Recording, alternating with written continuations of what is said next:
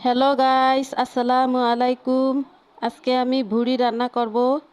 একেবারে লাল লাল ঝাল ঝাল করে। তোমরা শুধু দেখবে আমি কিভাবে রান্না করি। তোমরা দেখো, আমি ভুড়িগুলো সুন্দর করে ধুয়ে নিয়েছি এবং চুলোয় একটা প্যান বসিয়ে দিয়েছি। প্যানে একটু আগে থেকে তেল ছিল, এবার আমি আরও একটু তেল দিয়ে দিব। তেলটা গরম হয়েছে, এবার আমি এখানে দিয়ে দেব পেঁয়াজ কুচি আর কাঁচামরিচ। এগুলোকে আমি হালকা লাল করে ভেজে নেব। তারপর এখানে দিয়ে দেব দুইটা তেজপাতা,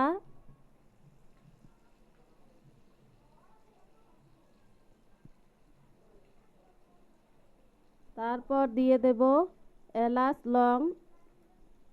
তারপর এটাকে আমরা ভালোভাবে নেড়ে দেব। লাল করে ভেজে নেওয়া শেষ। এবার আমি এখানে দিয়ে দেব পরিমাণ মতো আদা বাটা,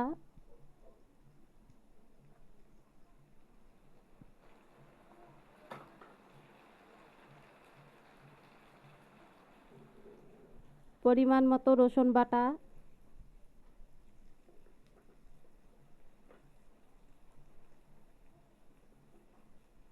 আর পরিমাণ মতো মশলা বাটা। আমি ভালোভাবে নেড়ে দেব যাতে এটা পুড়িয়ে না যায়। এখানে দিয়ে দেব 1 চামচ হলুদ গুঁড়ো, 1 চামচ লবণ,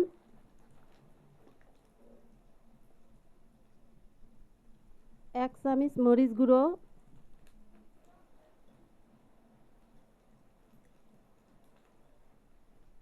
1 চামচ ধনিয়া গুঁড়ো। এবার এগুলো ভালোভাবে নেড়ে দেব যাতে পুড়ে না যায়। এবার দিয়ে দেবে একটু পানি। এগুলো আমি ভালো করে কষিয়ে নেব। এগুলো কষিয়ে নেওয়া শেষ। এবার আমি এখানে এই ভুঁড়িগুলো ঢেলে দেব।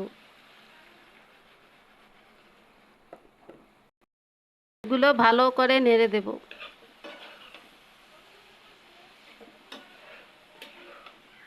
এগুলোকে 5 মিনিট কষিয়ে নিতে হবে।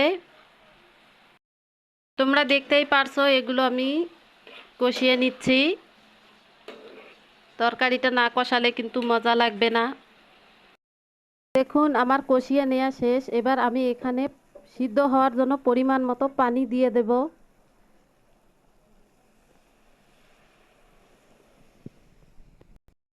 পরিমাণ মতো পানি দিয়ে দিয়েছি। এবার আমি এটাকে ঢেকে দেব।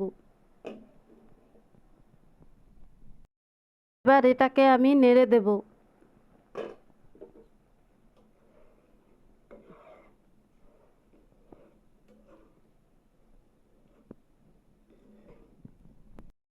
তরকারিটা আমি আবারও নেড়ে দেব।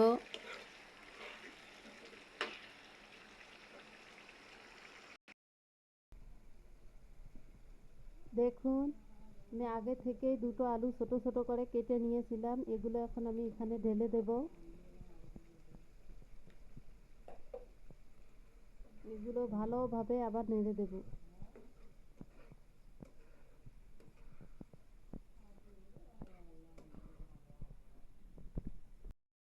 এগুলোকে আবার ভালো করে কষিয়ে নিতে হবে। দেখুন আমি কত সুন্দর করে এগুলোকে কষিয়ে নিচ্ছি।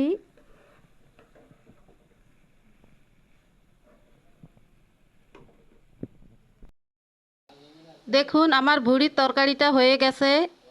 আর তোমরা সবাই জানাবে তরকারিটা কেমন হয়েছে, কালারটা কেমন হয়েছে। তোমরা সবাই দোয়া করবে আমি যাতে পরবর্তী ভিডিওগুলো সুন্দর সুন্দর রেসিপি দিতে পারি। আজকের ভিডিওটা এই পর্যন্ত। আল্লাহ হাফেজ।